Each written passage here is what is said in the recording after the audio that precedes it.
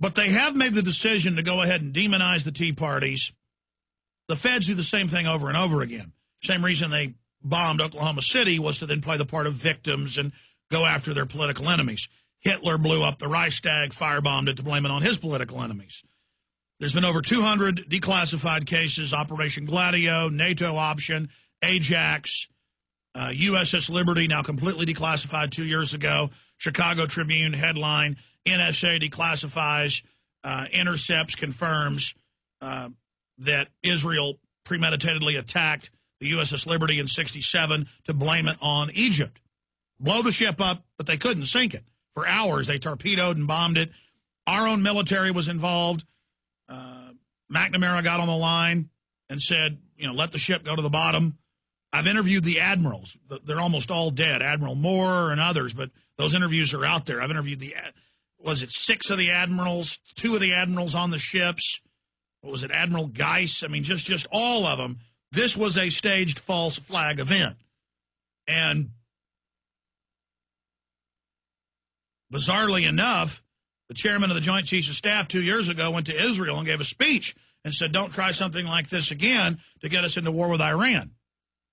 And then it turned out Cheney was planning, this was reported by MSNBC and the New Yorker magazine 2 years ago, that a year before that, 3 years ago, Cheney wanted to create fake Iranian patrol boats in U.S. naval shipyards and have them attack U.S. ships in the Strait of Hormuz or in the Persian Gulf.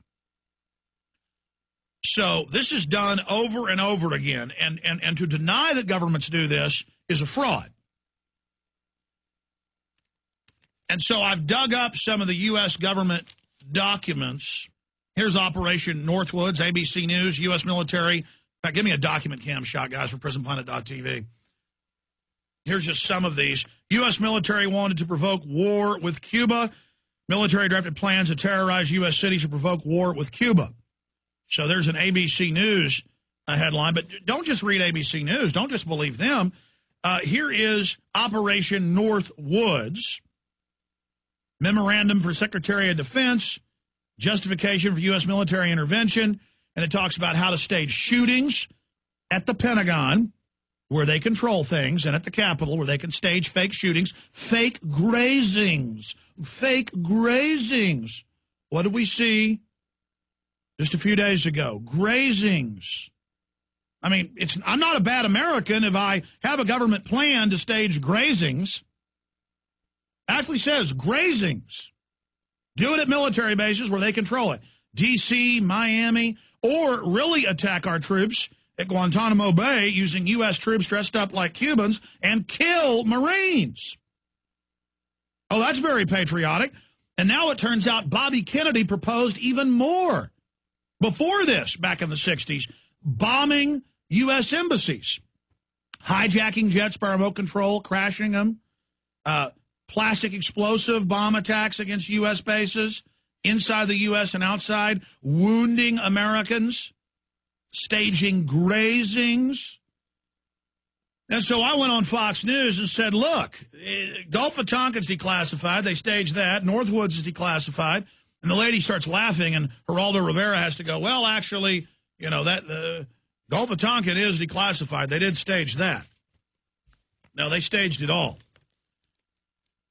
So here's the deal. And I'm going to go over the Army Field Manual, just one of the declassified Army Field Manuals, show it to you here on air. This is the field manual used from 1996 until 2004. That was the current manual during that period for Army captains and above who were in special ops. They're all taught how to stage terror attacks. Oh, you're overwhelmed in an area where you're force multiplying, trying to take over, and they give an example of Latin America. Well, you just go and commit an atrocity and blame it on the local enemy, and then you'll get the people to turn to your aid. This is end justifies the means. And look, for soldiers, this is something that's acceptable.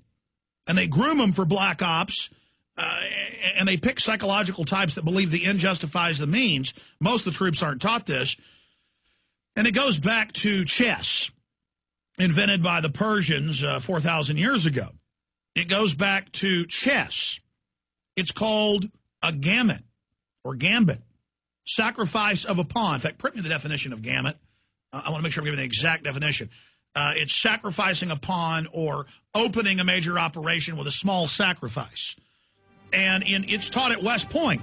You put 500 troops into a pass, you got 10,000 waiting, you draw out the enemy, knowing those 500 troops are all going to get killed, but then you've exposed the enemy, then you bring in your main force. So, yeah, blow up the World Trade Centers, kill 3,000 Americans. That's a gambit. You understand that? That's collateral damage. Soldiers go on one-way missions knowing they're sacrificing themselves. Why shouldn't Americans sacrifice a little in the war against Islam? We'll be right back.